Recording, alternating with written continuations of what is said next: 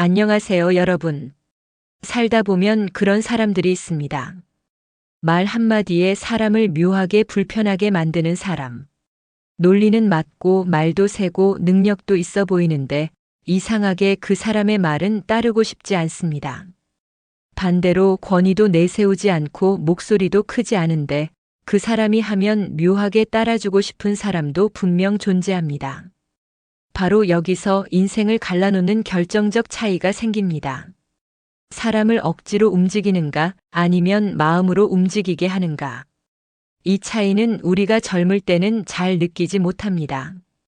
하지만 세월이 흐르게 되면 깨닫습니다. 억지로 따르게 했던 관계는 하나둘 떠나가고 마음으로 따르게 했던 관계는 시간이 지나도 남는다는 사실을 말이죠. 가족도 직장도 친구도 심지어 오랫동안 함께했던 모임의 동기들조차 억압으로 얽힌 관계는 결국 금이 가지만 덕으로 이어진 관계는 평생 갑니다. 맹자는 바로 이 점을 예리하게 꿰뚫어 말했습니다. 이덕복인자 중심열이 성복야. 덕으로 사람을 복종시키는 자는 사람의 마음 중심이 기뻐하며 진심으로 따른다. 우리가 인생 후반부에 가장 크게 후회하는 것 중 하나가 능력으로는 사람을 움직였지만 마음은 얻지 못했다는 사실일 때가 많습니다. 오늘 이야기는 바로 이 지점에서 시작합니다. 어떻게 해야 사람의 마음을 얻게 되는가? 그리고 왜 덕으로 이긴 사람은 평생 흔들리지 않는가? 지금부터 그 깊은 지혜의 문을 함께 열어보겠습니다. 맹자는 두 가지 방식의 복종을 비교합니다. 첫째, 힘으로 복종시키는 경우는 겉으로만 따르게 됩니다. 권력, 지위, 압박, 큰 소리. 이런 것들로 사람을 따르게 만들 수는 있습니다. 하지만 그 복종은 일시적이며 껍데기에 불과합니다.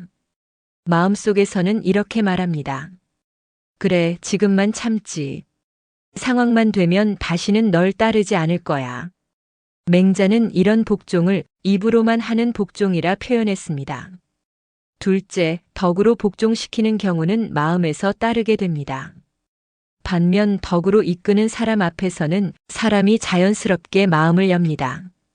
마음이 열리면 상대는 억압 때문에가 아니라 그 사람의 인품이 좋아서 신뢰가 생겨서 그 사람을 따르는 것이 자신에게 더 깊은 의미가 있어서 기꺼이 따릅니다. 맹자는 이것을 중심열 곧 마음이 기쁘고 성복 곧 진심으로 따른다 라고 표현했습니다. 즉, 덕의 힘은 사람을 억누르지 않지만 결과적으로는 가장 강력한 힘을 만들어냅니다.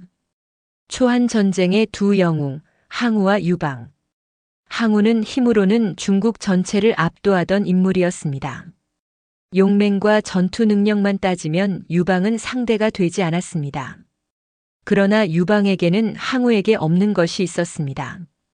사람의 마음을 얻는 능력, 즉 덕이 있었습니다. 항우는 전쟁에서는 이겼지만 아군을 거칠게 대했고 신하를 자주 의심하고 꾸짖었습니다. 반면 유방은 작은 공에도 크게 칭찬하고 남의 의견을 잘 듣고 상대가 실수해도 일단 품어주었습니다. 그 결과 시간이 흐를수록 항우 주변에는 사람이 떠나갔고 유방 주변에는 사람이 몰려들었습니다. 심지어 항우의 명장들도 훗날 유방 편에 섰습니다. 그들은 말했습니다. 항우는 우리를 한 번 쓰면 버렸고 유방은 한 번 믿으면 끝까지 믿어주었다. 결과적으로 중국 천하를 얻은 것은 초인적인 힘을 지닌 항우가 아니라 사람의 마음을 얻은 유방이었습니다. 맹자의 말은 이 사건을 완벽히 설명합니다. 이덕복인. 덕으로 사람을 복종시키는 자는 마음에서 우러난 충성을 얻게 된다.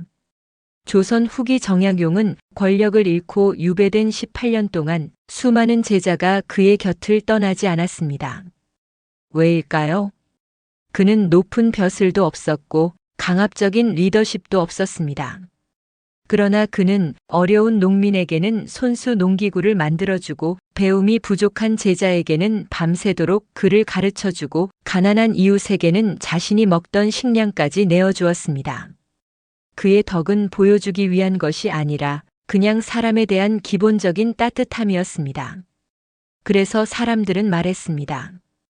정약용 선생은 우리에게 힘으로 명령하지 않았다. 우리는 그 사람의 사람됨 때문에 그를 따랐다. 덕이란 거창한 것이 아니라 말보다 행동이 먼저 나오는 진심입니다. 그리고 그 진심은 사람들의 마음을 깊이 움직입니다. 덕이 가진 힘은 특이합니다. 재능처럼 빠르게 드러나지도 않고 권력처럼 즉각 효과가 나타나지도 않습니다. 겉보기에 힘이 약해 보입니다. 당장 눈앞의 경쟁에서는 뒤처지는 것처럼 보일 때도 있습니다. 그런데 시간이 흐르면 상황이 달라집니다. 덕은 서서히 쌓이지만 어느 순간부터 압도적으로 드러납니다. 마치 계곡의 바위가 하루아침에 깎인 것이 아니라 수십 년 동안 흐르는 물살에 의해 형체가 달라지는 것처럼요. 사람은 시간이 지나면 상대의 본심을 보게 됩니다. 권위지휘돈으로 사람을 움직이던 이는 그 힘이 사라지는 순간 함께 떠나갑니다. 하지만 덕으로 사람을 대했던 이는 힘이 약해져도 주변에 사람이 남습니다. 왜 그럴까요? 첫째, 덕은 기억 속에서 자랍니다. 사람들은 누가 자신을 잘 대해주었는지 잊지 않습니다. 작은 배려, 따뜻한 말, 한 번의 용서. 그 모든 것들이 시간이 지나며 마음속에서 가치가 커집니다. 돈은 잊혀지지만 마음은 시간이 흐를수록 더 선명해집니다. 둘째, 덕은 신뢰라는 자본을 만듭니다. 권위로 만든 관계는 상황이 변하면 무너집니다. 하지만 덕으로 만든 관계는 위기 때 빛을 발합니다. 저 사람은 믿을 수 있다. 이 생각이 들면 사람들은 자연스럽게 몰립니다. 그 신뢰는 권력으로도 기술로도 만들 수 없습니다. 셋째, 덕은 내 안의 평정을 만듭니다. 덕 있는 사람은 남을 지나치게 의심하지 않고 모든 상황에서 신중히 판단하고 실수한 사람을 성급하게 정죄하지 않습니다. 이런 태도는 갈등을 줄이고 주변 사람들로부터 자연스러운 존경을 끌어냅니다. 나이가 들수록 우리는 실감합니다. 젊을 때는 능력과 힘이 중심이었지만 세월이 흐르게 되면 결국 사람이 가장 큰 자산이라는 것을요. 그리고 그 사람들은 덕을 가진 이에게 모입니다. 맹자가 말한 중심열이 성복. 마음 깊은 곳에서 기뻐하며 진심으로 따르는 사람, 그런 사람을 얻는 힘이 바로 덕입니다. 그래서 덕은 시간이 흐를수록 더 강해지고 결국 인생의 승부는 덕을 가진 사람에게 돌아옵니다. 지금부터 덕으로 사람을 움직이는 5가지 방법에 대해서 안내하겠습니다.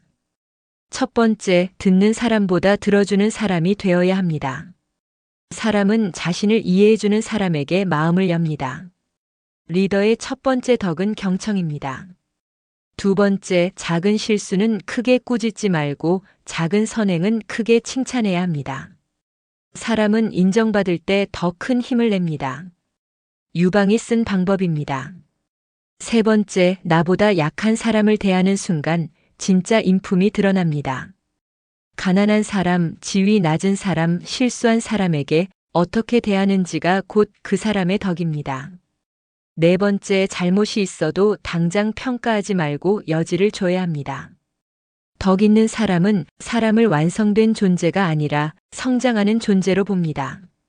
다섯 번째, 도움을 줄 때는 계산하지 말고 받을 때는 감사해야 합니다. 주고받음의 리듬이 자연스러울 때 사람은 마음을 열게 됩니다.